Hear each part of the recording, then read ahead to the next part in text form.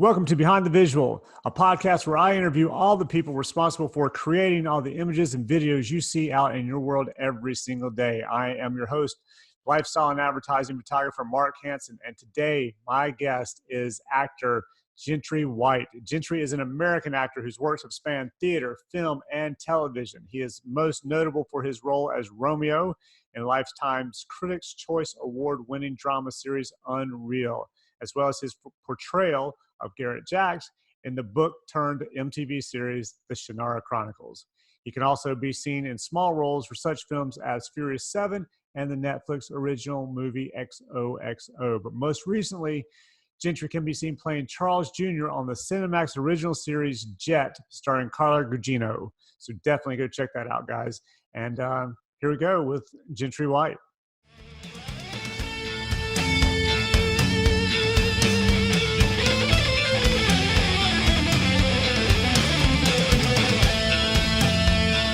Yeah, cool.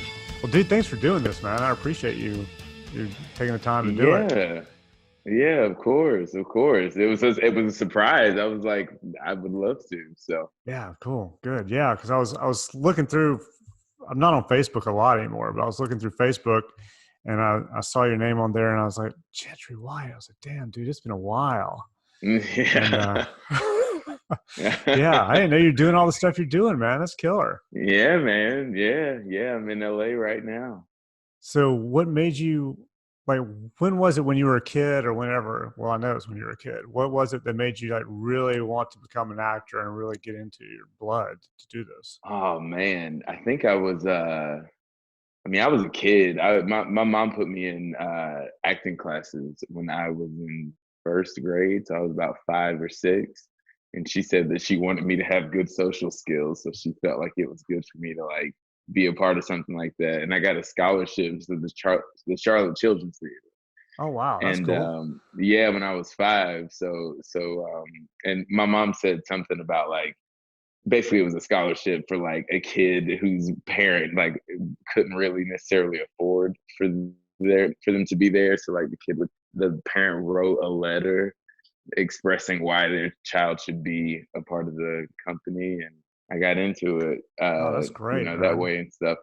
Yeah, but I don't think I really knew that that's what I was doing at the time. I think it took a few more years before I realized like this is something I really wanted to do. So I think it was a bit more watching television. I remember I used to love watching Full House with my mom, and I used to watch a lot of Disney Channel, and I was like, I want to do that. I was like, I could do that. Do you remember your first job?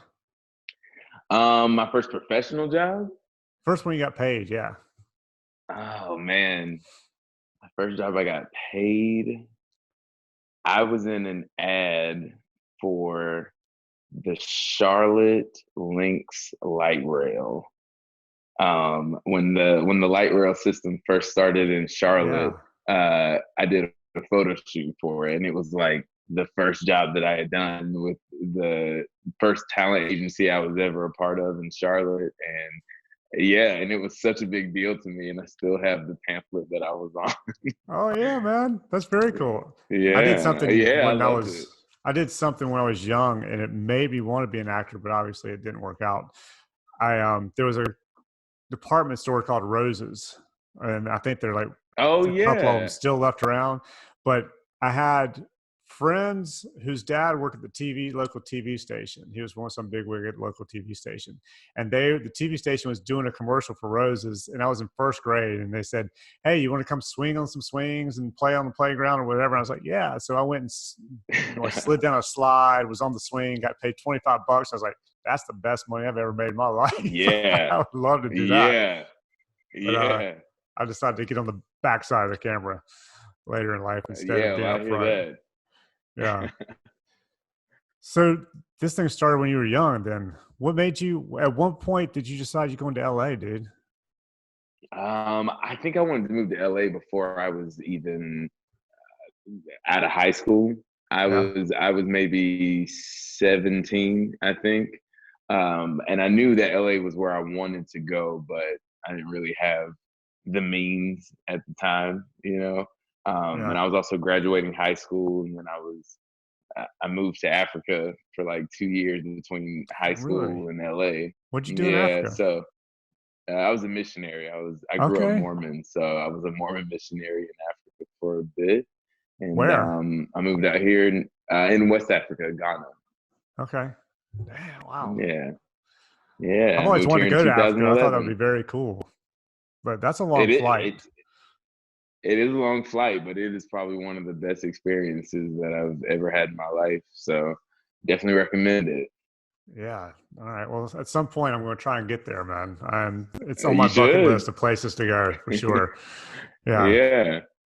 So after you were in Africa for 2 years, you came back here. Yeah, so I moved to Africa, moved back to North Carolina for about 3.5 weeks, found a place in LA. My mom was like, I can help you pay the rent for that place, but this is the money that I was gonna give you to go to college. So, and that's not much, but here's this. And she was like, if it doesn't work out within a year, she was like, that's about all the money that I can help you with. So, you'll have to come back home or something. And I was like, okay, I'll do it. So I flew out and I started living out here. That was 2011, and it's 2020 now. Yeah. So I've So did lived you here have for almost help? a decade. How did that? I mean, did you Uh, just fly out, or did you have some people you knew out here ahead of time that could help you try and get gigs, or how'd that work? no, I didn't. I didn't actually know anything. I mean, so because of the Mormon church, I was able to contact them here in LA, and they kind of helped me find someone that there was an older guy here, maybe 76 years old. All his kids had grown up and moved out of the house and stuff, and he had like 4 bedrooms. He would rent out those rooms to return missionaries that were like in college in LA. And so somebody put me in touch with him, and he was like, "Yeah, I have a room. It's, I think, $420 a month." And I was like, Wow. "Yo, Yeah. yeah." I was like, "Okay, I can do that." And so I asked my mom, I was like, "Mom, can I do that?" And she was like, "Go for it." And I was like, "Okay." And that was it. Like, I just got on the plane, one way ticket, and I was here. Dude, that's great that your mom backed you up on that and then like, no, no, no, you got to go to school first Oh before you can do yeah. that or whatever. That's really cool. My mom has backed me my whole career, and she still does. She even knows that I'm doing this right now. And she Yeah. also remembers driving me to your house for my very first headshot shoot. I was 15 or 16 years old, and I'm 30 now. Yeah. So Yeah. Because yeah. we shot out in the middle of the road, didn't we? Yeah, we Something shot like in the that. road. Yeah. I think in the backyard. Yeah. I remember the window seal, like all kinds of spots. Yeah. Yeah, Yeah. I remember yeah. shooting you. Yeah. Yeah. That was cool. So so when you got out there, what was the biggest thing you had to deal with, man? I mean, like, how'd you like start doing castings and I know because LA is not exactly Charlotte. But then again, you just came from Africa. Yeah, So you kind of I getting know used to everything. it's a So it's a lot. Let's see. I'll try to maybe put it in some kind of order for you. yeah. So when I was when I met you, I had just gotten with the talent agency, Evolution Models and Talent, and they were like, we need headshots and modeling portfolio pics and all this kind of stuff. So you were the person that they recommended. I found you, and we went from there. And so from there, I went to a talent convention that the agency created. It's called Talent Inc. And I won overall male model in 2008, and I got second place in like film scene, and I had like just won a whole lot of awards from that place. But I was also scouted by a talent agency in LA. And so at that point I was 17 years old. And this agency in LA had asked me after the convention, they were like, "We really like you. We'd love for you to come to LA and work with us for a year, and see how things go." And I was like, I'm gonna be moving to Africa when I graduate high school, so I don't really know if I can do that. But in between, I had some time in between, so I moved to Miami, and I worked with a talent agency out there, and I just kind of auditioned a little bit, just kind of getting my feet wet. But Miami is not the No, not, Miami is. Oh, he froze up. Wait, hold up. Whoa.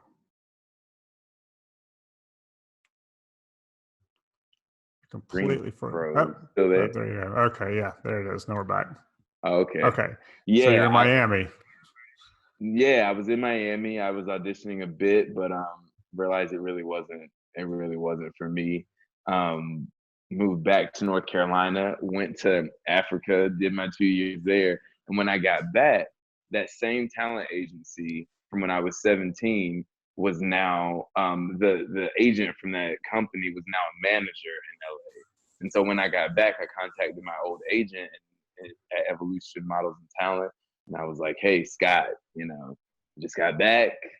Yeah, I want to get back into it. That I want to go full force." And he was like, "Okay, let me see if I can, contact any of those old reps from the convention." And so this was like 2 years prior, and we're trying to see if they Yeah. would still be interested in me, 2 years from then. And so Lee Patrick was the agent at Rage. I think it was Rage Talent Group at the time, and she had become a manager for Evolution in LA. And so she was like, "Yeah, I'd love to bring you in and stuff." And so I was like, "Oh wow!" So at least I had one connection there. Somebody who I had already met before as a Yeah. teenager, and now I was 20 years old, getting ready to fly to LA. So yeah, so I guess to answer your question, from the beginning, before I even moved to LA, I had already had somebody kind of. I still had to audition for her again, which Right. made sense because it had been a couple Yeah. of years. But yeah, she was my contact, so it kind of started from there. Oh, that's nice to have somebody already out there. Is she still your manager, or you've moved on from there? Oh no, I've had multiple managers since Dude, her. is it like having a photo rep? Because I've had multiple photo reps, and there's some good ones, and there's Oh some not yeah, so good ones. Yeah. yeah. I mean, it's a relationship, and it's just a matter of like, it's like dating. You're checking each other out, you're seeing how you do in different scenarios and whatever, and either it'll work for the long run or it won't. So, Yeah. but she was Sounds. fantastic. I got to say, for a 20-year-old boy from the South, she definitely took me under her wing and was super sweet. And, first time my mom ever came to LA, she drove us around in her, it was like a F-250 or something. And, took Really? us to lunch, and yeah, we went to the museum and stuff. And it was just it was really nice. And I'm always grateful for her for that. So Oh, that's very yeah, cool. Yeah. She didn't take you to yeah. the erotic museum, did she? No. No, no, that was my mom. No. I remember the first time I was out there and I saw that, I was like, "There's a what? There's an erotic Oh yeah. museum." Okay. There's a little bit of everything out here. Yeah, we didn't quite make it there, but who knows? You never know. Maybe someday. Right. I'll take it. Yeah, I'll take a maybe you'll minute. come back on your way to Yeah. Africa. Yeah. Exactly. Tell me what it's like, dude, when you first got out there and you started doing castings and all that kind of stuff. Is it nonstop for you? Because obviously you had a um year. Your mom said, "I got a year for you, and get something done or get home." yeah, so I mean, so when I first moved here, I let me backtrack a little bit. Before I Yeah. moved here, I was only home for that 3.5 weeks, but I did a lot in those 3.5 weeks because I was like, I didn't even have a laptop. So I was like, somebody gave me a laptop, and on that, it was an old like MacBook, like with the color panels on the side Oh and yeah. whatever. Wow. And so, but it worked, and I could get the internet on it. So I got on there, found the guy that I was gonna, move in with in LA and stuff, the other 5 guys. But before, I also went and got my job back at TJ Maxx. So Oh, because I had that's worked at probably TJ good. Maxx. Yeah. Yeah, so because I had worked at TJ Maxx from age 15 till I moved to LA because they transferred me out here to the TJ Wow. Maxx here. Yeah, so I was very adamant about being as prepared as I could before I got here because I knew financially, like, that was the biggest thing people talk about, and living in bigger cities like New York or LA. So I was like, I just want to be as financially stable as I can. So I moved. Um, they moved me from the TJ Maxx in Monroe, North Carolina, to the one here in LA, and I worked there for about a month. And Did you get a increase in your pay when you moved, or is it the same I pay? did. It was Okay. Well, thank because God I for was, that. yeah, it was like, I think it was like $8 an hour, and I was like, oh my gosh, this Yeah. is amazing, you know. But because in North Carolina I was making like 6.25, and that was a Right. raise.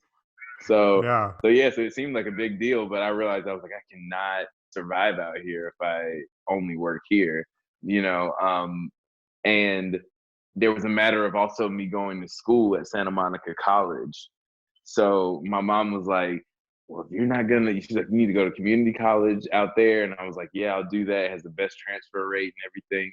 And so I was working, but I was also trying to like set myself up to go to school 2 years of having graduated from high school. So I'm like trying to figure out how to do this. And I went to Santa Monica College. I took the bus because I didn't have a car when I first moved Yeah. to LA. I was, you know, either walking to work or I would just take the bus. And I had never taken the bus before because, you know, in Monroe, North Carolina, there's no buses. You either Right. have a Yeah. car or you know, somebody drops you off.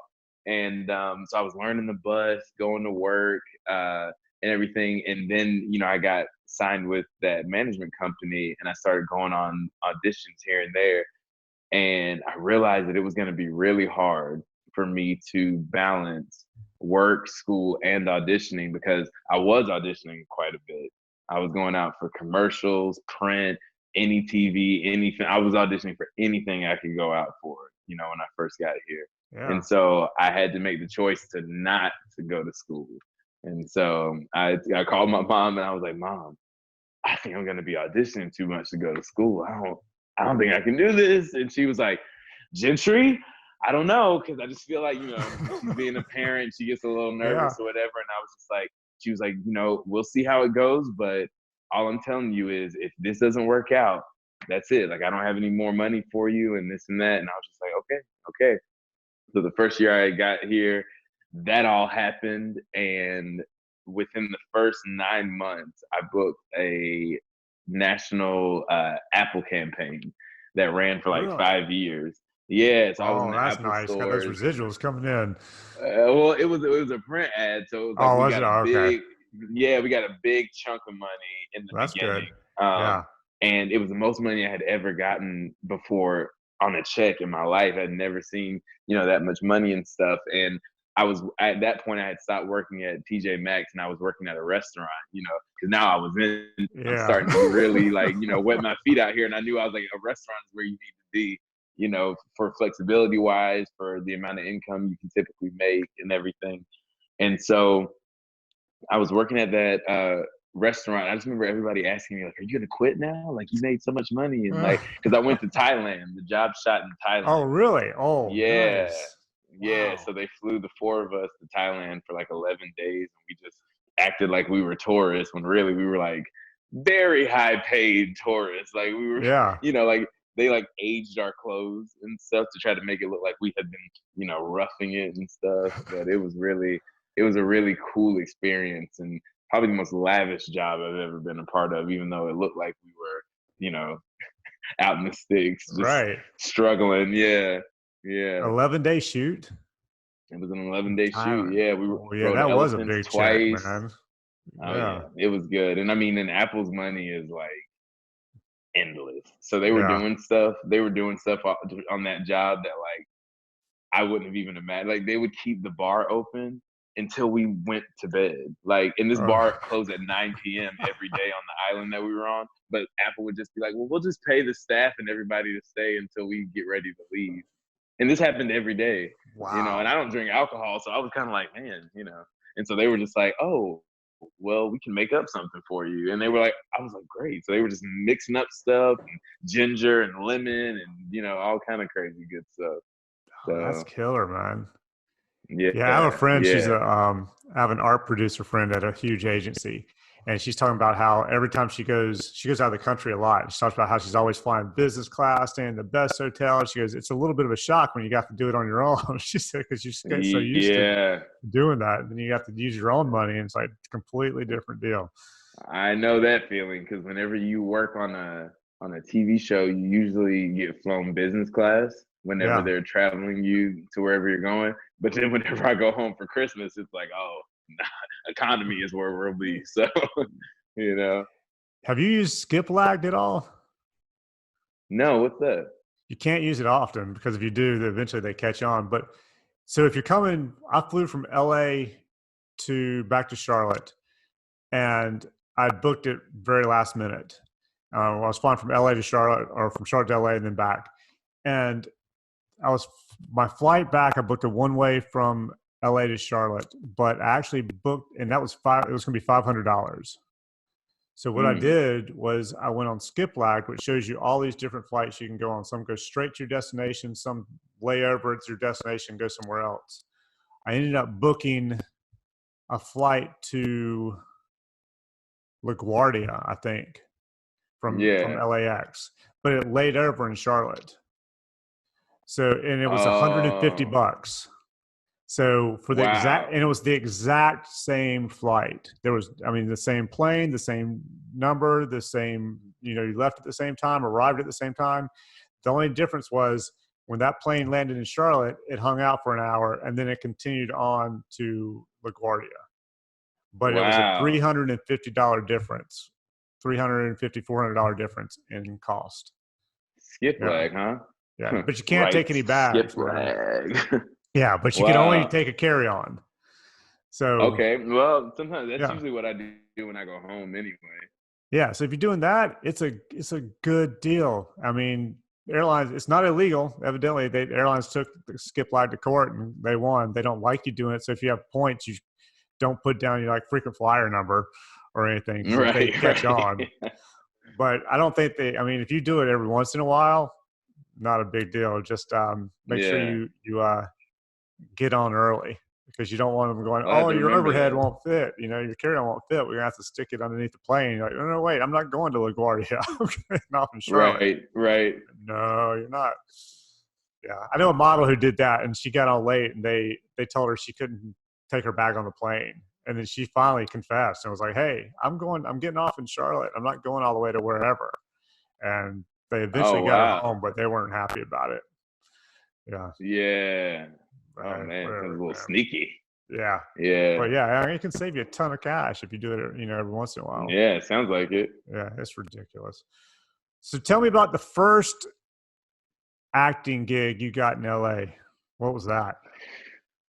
First acting gig in LA, I was in a Taco Bell commercial. Really? Yeah, I was in a Taco Bell commercial, and I remember I didn't know how much work goes into food commercials.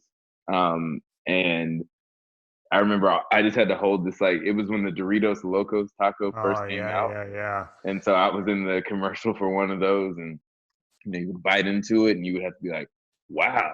Or you would say duh. And you just, and so we had to say it 20 times just in different variations, just on the sidewalk as we ate our taco. And it was really cool. It was a lot of people in it. And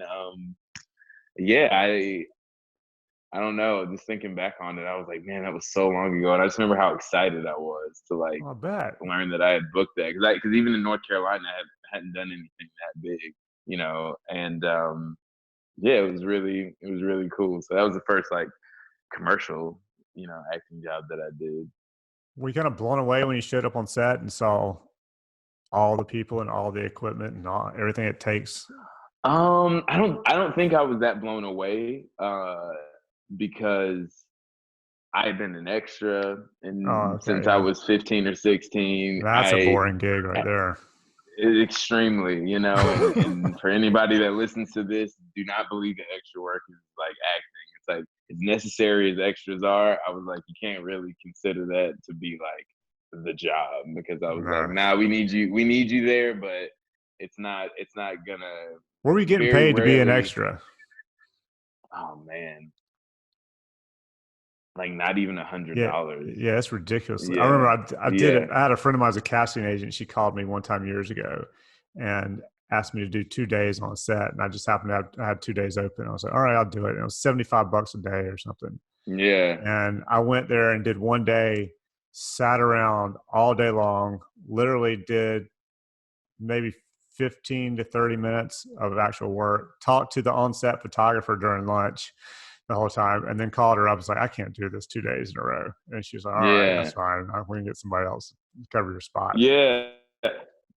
That's it. I was like, I knew when I moved to LA that I wasn't going to be an extra again. I made a hard choice about that. I was like, I'll do whatever it takes, but being an extra doesn't really get you to to where I wanted to go at least. So Yeah. Well, that's good, man. yeah. Yeah, that was smart. Yeah. Yeah. So when did you get your first reoccurring role that you wasn't just a one-off kind of deal?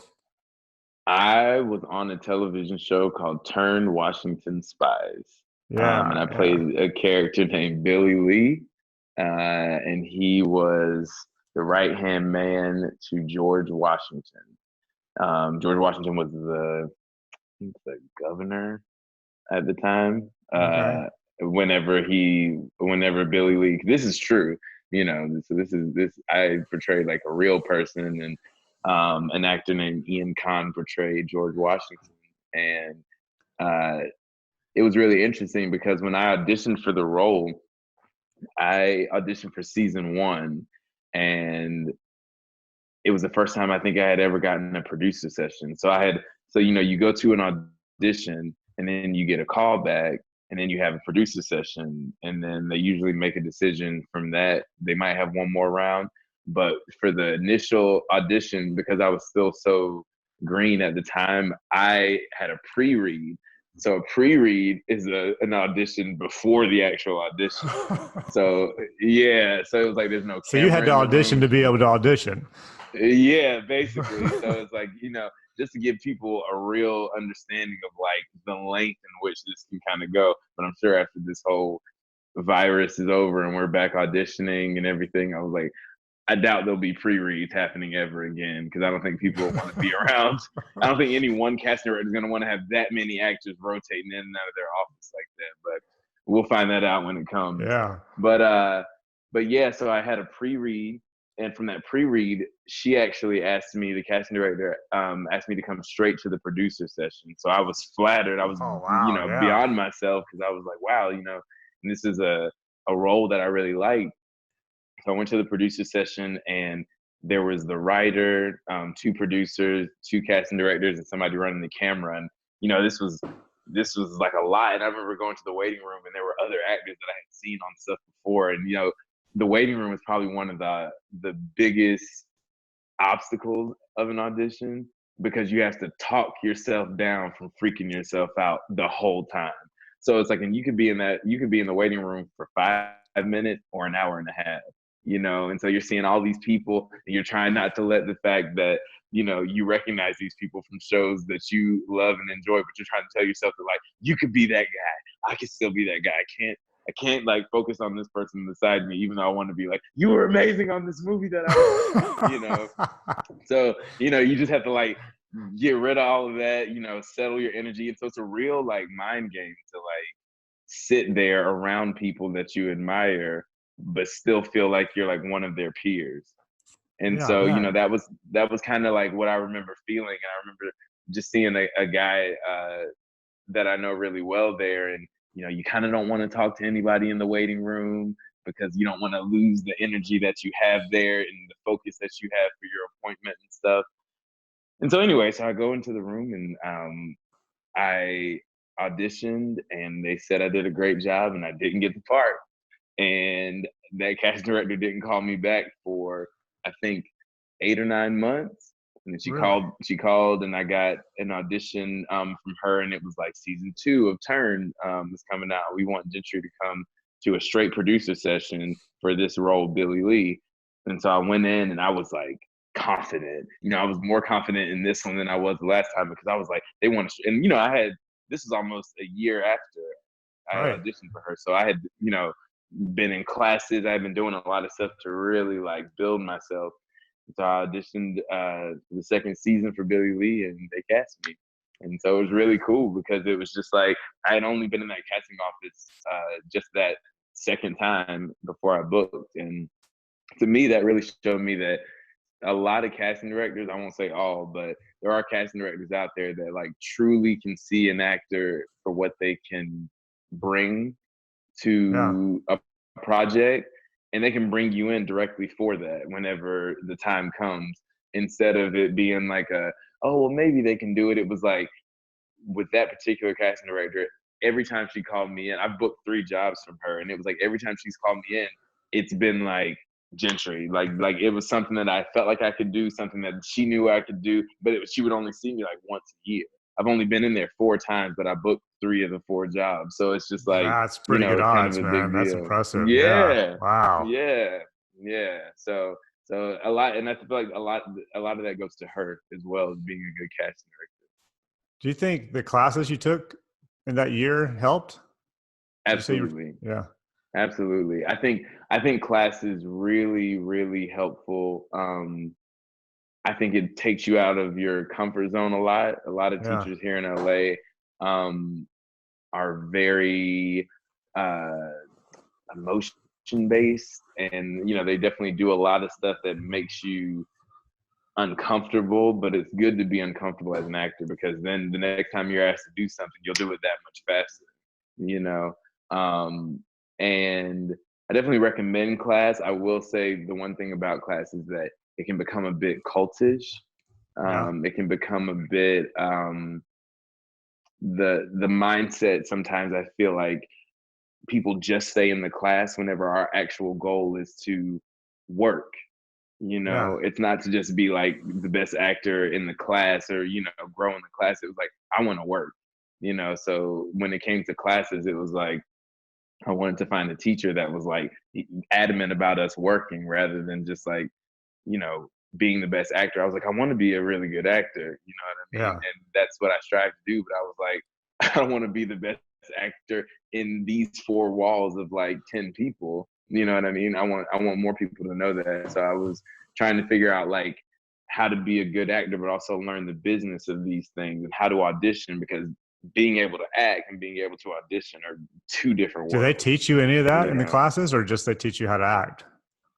Yeah, it depends on what class you take. I Yeah. took scene study classes, improv classes, audition technique Oh, wow. classes. Like, yeah, because if you're an actor, it's like you have to have an array of tools to use. So you can't expect to stay in a class for 5 years and then be ready to go. It was like there's so many other things you also need to be learning, so that whenever you're asked to do different things, you have access to those tools. So Do you think that any of those I people jumped who stayed in around. the class forever, that they were just too scared to go audition? I Or, do, yeah, yeah. I do think that. I think on one hand, I think it was hard to audition, but I think they also may have focused a lot more on the acting aspect of things and less on the business side, Yeah. because you have to be able to like talk to some random man or woman, that's a talent agent or manager, and you have to be able to convince this person that you are worth their time, that you can make them money, and if you don't have that skill or ability to like work with somebody else in that way, and kind of sell yourself to them, then it's like, well, then you'll just be a really good actor in Right. your room of 10 people. It So sounds a lot like yeah, photography. I think it comes down to you have to have the ability, but you have to have a personality that can get along with people and sell yourself and make people like you. Yeah. So it sounds absolutely. very similar to that. Yeah. Yeah. Yeah.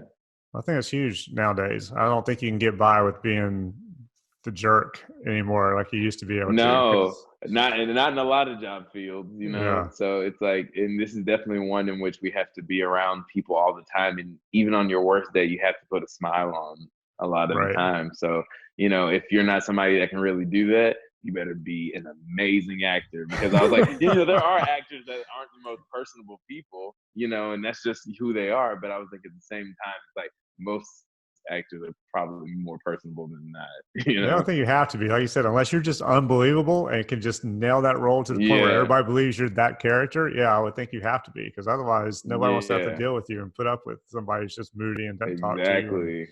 whatever.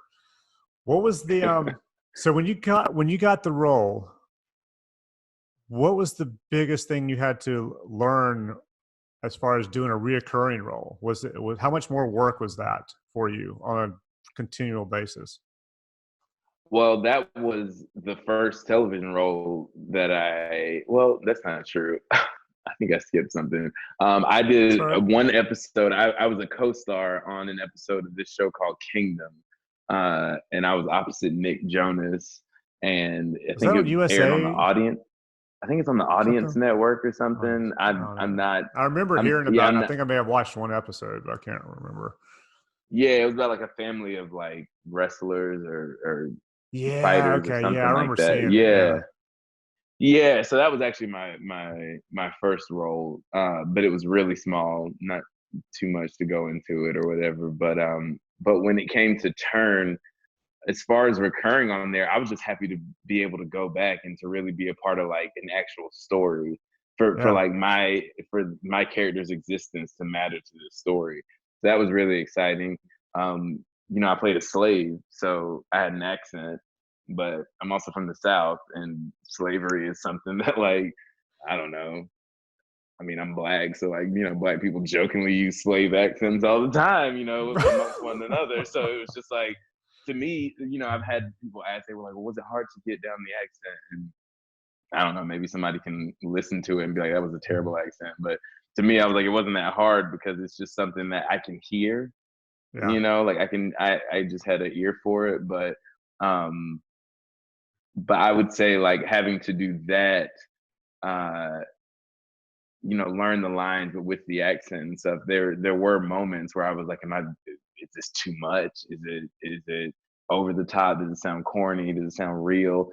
So there were little challenges like that, but I think for the most part, I had a lot of fun. It was Yeah. more fun than anything. I wasn't really nervous. There's one episode that I'm kind of the focal point of in season 2, and that episode was hard because I get choked by George Washington, and I had to cry a lot, and so Oh wow. these scenes, they shoot it over and over and over again, and so I think one of the most challenging things is to maintain the headspace to be able to like access that again whenever they called action for the third or fourth or fifth time that we were doing it. So there's dozens of people around you, whenever they call cut, there's dozens of people that come around and they want to fix your hair. And I had a ponytail in that series with a little bow on it and stuff, and they want to fix all of your things.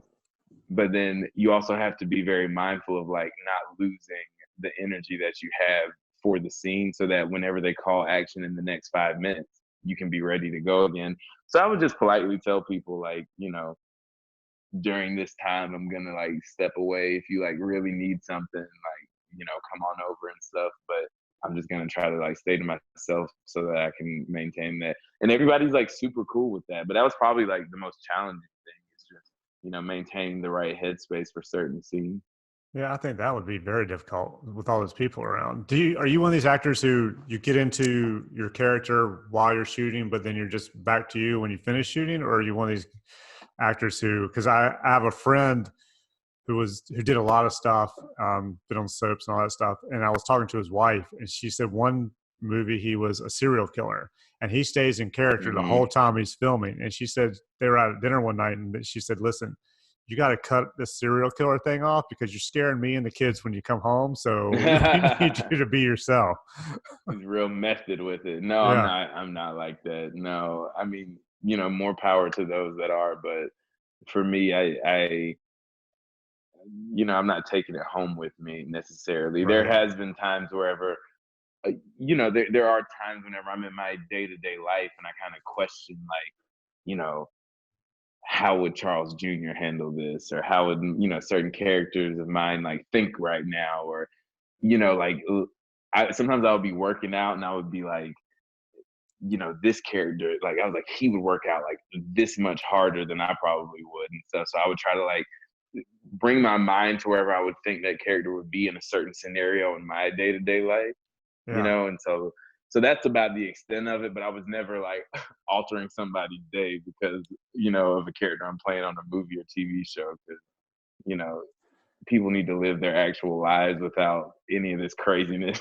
Yeah. We have enough going on as it is, so I don't need to walk outside a set and start like acting like a psychopath.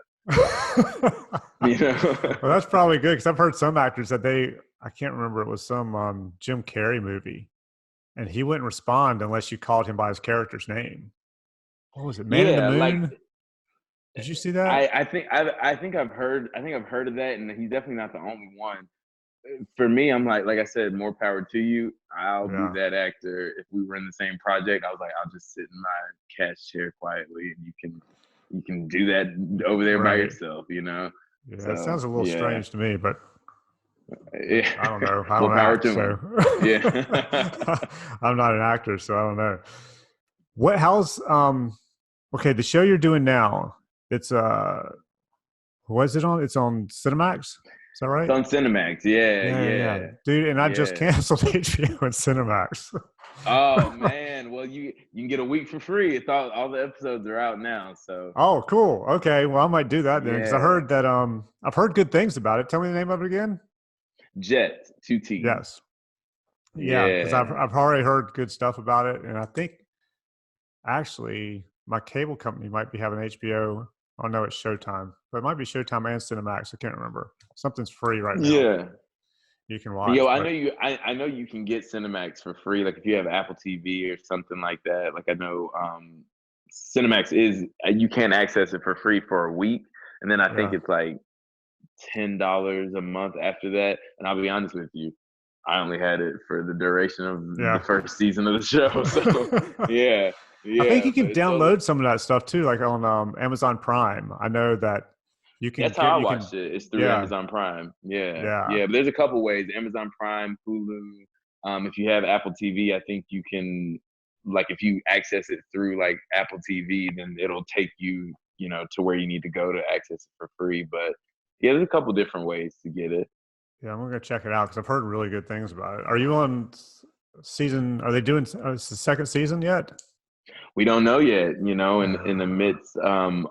Well, either way, I won't be back. oh yeah. But they're Would you- yeah, I won't be back for season two. But they're still waiting to see if they get a season two. Yeah, Okay. How's this whole yeah. coronavirus thing hit you, man? I mean, it's shut Uh, everything you down know, around here. it's funny. I think a lot of other people are probably more affected by this than actors, Yeah. maybe, because a lot of our lifestyle is like this. Like this is what it is. It's like if if you don't have a day job, which I don't have, Right. I can be at home or I can be at the gym, which I can't do right now. Right. But I can pretty much, my day is pretty flexible for the most part, fortunately. So it's just, if anything, it just feels like a lack of auditions Yeah. for a couple of weeks rather than anything else.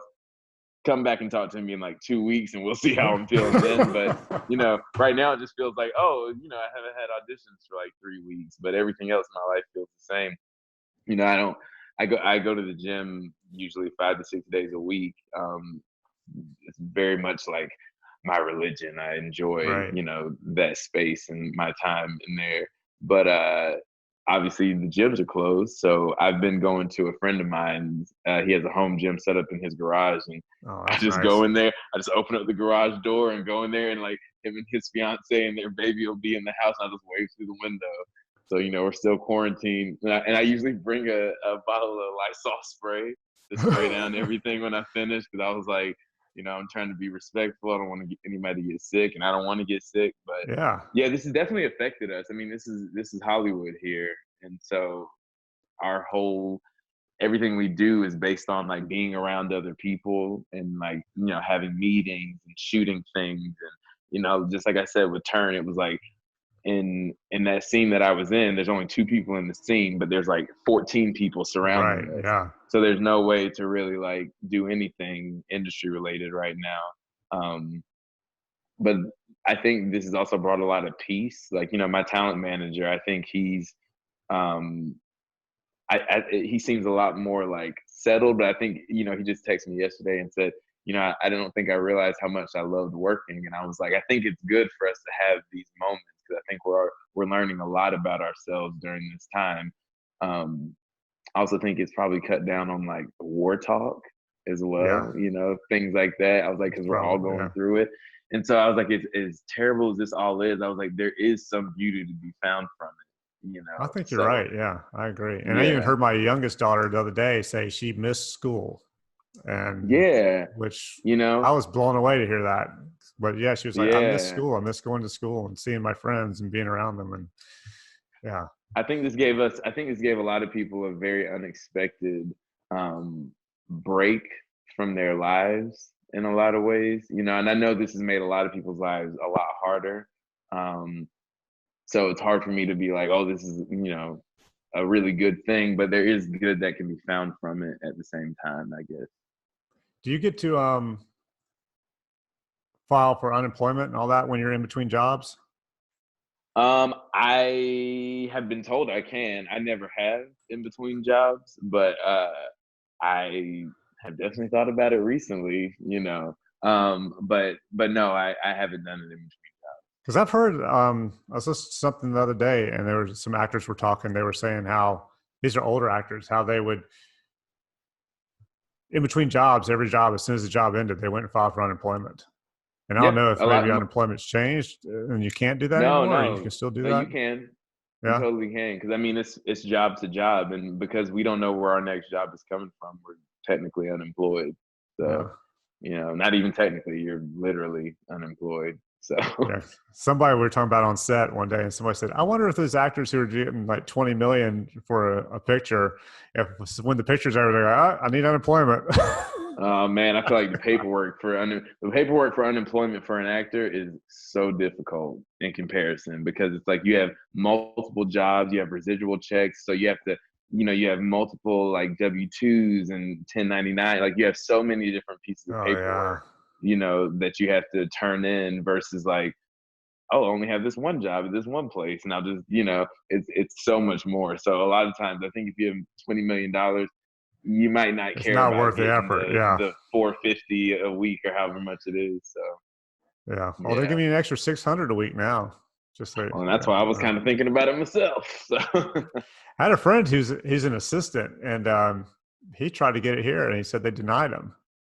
But I don't know. I don't wow, know why. I'm just still trying to figure out why they denied him, because he gave him 1099s from last year, and then I don't think he worked. I think he only worked a few days this year. But yeah, I don't know what the deal is. it's But tough. okay. Yeah, I was trying to get the I'm an LLC in a partnership, so there's Hmm. that paycheck something loan that you can get. Yeah, So I was going to try and get that, and my bank's Wells Fargo, and they cut it off. They're supposed to call did me as they? soon as they were available, and I didn't get a phone call. And I called on Monday because they were supposed to start on Friday. I never got a phone call, so I called Monday morning, and they cut it off on Sunday. Wow, yeah, because I'm incorporated myself, and that's what my my tax guy, he was saying something about that, but I'm with Wells Fargo too, so I guess we're in the same boat. Yeah, so I went to like Cabbage or Nav or something and filled it out. I mean, it's Hmm. not basically you just have to show your articles of incorporation and something else. Yeah. It doesn't seem too difficult, but getting the money may be. Hmm. I don't know. So, last question, dude. Tell me, what's the most interesting thing or strangest thing that's happened to you since you've been out in LA and you started doing the whole acting thing? Oh man. I'll say probably something that stands out presently is the TV show that I just did, JETT. Uh, going back to just the journey of an actor and how vast it can be. I was on JETT and I played a character named Charles Jr., but my father's name obviously is Charles, and it's played by Giancarlo Esposito. Esposito, gotta get that right. And yeah, so Giancarlo played my dad on the show, but when I was 16 in North Carolina, Giancarlo was directing, I think, his first feature film, and I was an extra in his movie. And so 12 years later, I ended up Really? playing his son on television. So I think it's probably the craziest thing that's ever happened. On top of the fact that the woman starring in the TV show with the guy that's playing my dad is like the mom from Spy Kids. And the kid in me is Yeah. losing my mind. And I told her, I was like, Carla, I'm gonna be honest with you. Spy Kids was kind of a big deal for me, and I'm just really grateful to be here. She just thought that was so sweet. She's probably one of the sweetest people. One of the Really? sweetest That's people. good to But hear. yeah, like genuinely, I mean, that whole project was probably one of the most exciting things and one of the most fulfilling jobs that I've been able to do. But I gotta say, Giancarlo playing my dad 12 years later, is a pretty That's a big deal. trip, man. It's a That's trip. crazy. Yeah. Yeah. I remember how I locked on to the fact that like I was even meeting him when I was 16, because I knew who he was before when I was 16. So, you know, to be 29 at the time and to play his son and to be able to tell him like, hey, I was in Gospel Hill. Yeah, dude, It was a pretty big deal. that's very cool. So since you're Yeah. not in season 2, does that mean you get killed off? I don't know. We'll have to watch. have to watch it and figure it out. Yeah. Well, Yeah. dude, thank you so much for doing this. It was great catching Of up with you and course. seeing you. And hey, next time I'm in LA, I'll hit you up. Maybe we can go grab You lunch or should. dinner or Yeah. something. Yeah, I'm around. sounds good, man. Well, thank you very much for doing this, dude. And Yes. anybody watching, listening to this whole podcast, please thumbs up, like it, share it, subscribe to it, all that kind of stuff, and we'll keep on doing it. So thank all you guys for watching. Thank you again, Gentry, That's for doing right. it. See you guys later. Yeah. Stay healthy.